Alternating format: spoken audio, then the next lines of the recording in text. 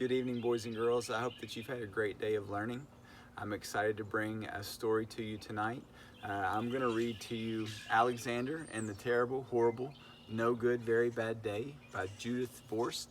It was one of my favorites as a kid, and so I hope that you'll enjoy it as well. And you may notice that this is a book from the Sandersville Library, so once we are able to return to school, you can check it out.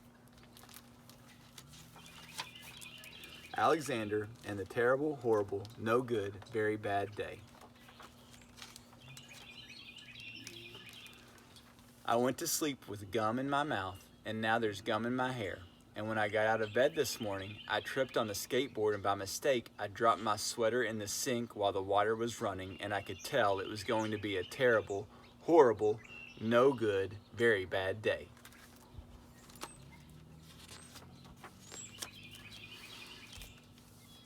At breakfast, Anthony found a Corvette Stingray car kit in his breakfast cereal box, and Nick found a Junior Undercover Agent code ring in his breakfast cereal box. But in my breakfast cereal box, all I found was breakfast cereal. I think I'll move to Australia.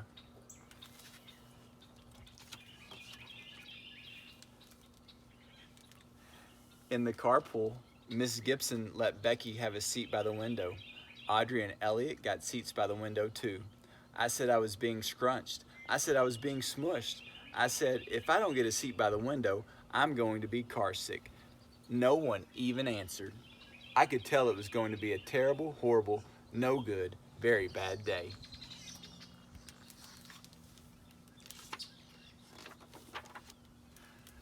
At school, Mrs. Dickin liked Paul's picture of the sailboat better than my picture of the invisible castle.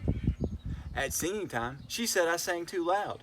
At counting time, she said I left out 16. Who needs 16?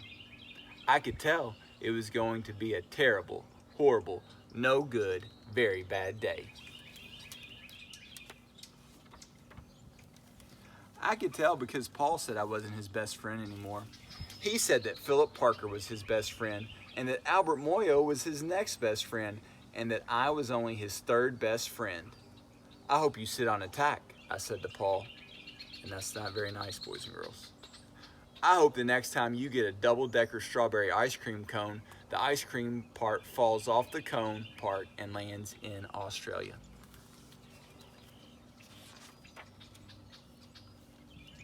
There were 2 cupcakes in Philip Parker's lunch bag, and Albert got a Hershey bar with almonds, and Paul's mother gave him a piece of jelly roll that had little coconut sprinkles on the top.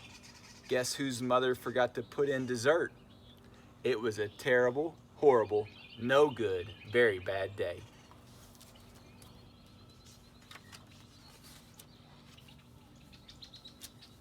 That's what it was, because after school my mom took us all to the dentist, and Dr. Fields found a cavity just in me.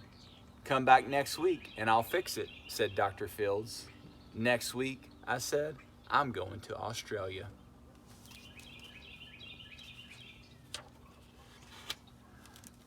On the way downstairs, the elevator door closed on my foot, and while we were waiting for my mom to get to the car, Anthony made me fall where it was muddy. And then when I started crying because of the mud, Nick said I was a crybaby.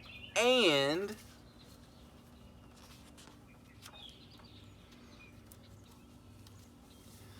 while I was punching Nick for saying crybaby, my mom came back with the car and scolded me for being muddy and fighting. I'm having a terrible, horrible, no good, very bad day, I told everybody. No one even answered.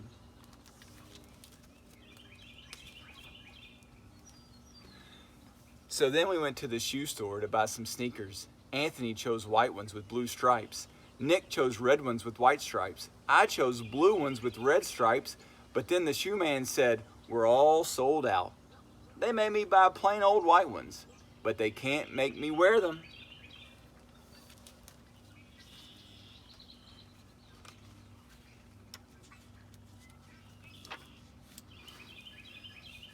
When we picked up my dad at his office, he said I couldn't play with his copying machine, but I forgot. He also said to watch out for the books on his desk, and I was careful as could be, except for my elbow. He also said don't fool around with his phone, but I think I called Australia. My dad said, please don't pick him up anymore. It was a terrible, horrible, no good, very bad day.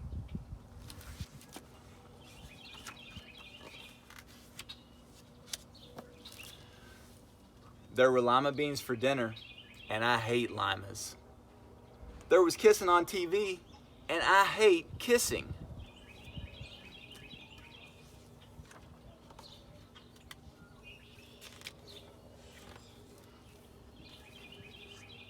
My bath was too hot. I got soap in my eyes. My marble went down the drain, and I had to wear my railroad train pajamas. I hate my railroad train pajamas.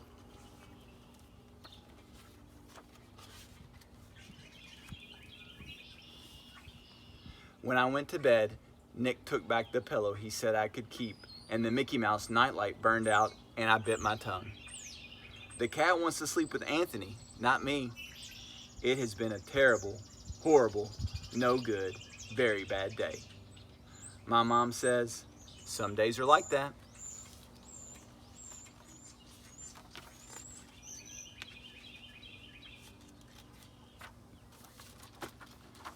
Even in Australia. So boys and girls, I hope that you enjoyed that book. Like I said, it was one of my favorites as a kid. And some days we're gonna have bad days. We all do. But it's important to remember the next day is a new day. And that's why we teach you your guidelines for success. If you can follow those things, being self-sufficient, a hard worker, having a great attitude, being respectful and kind, most of the time when you do those things, you can have a good day. So I hope that you enjoyed the story. I can't wait to see you guys again. Have a great night.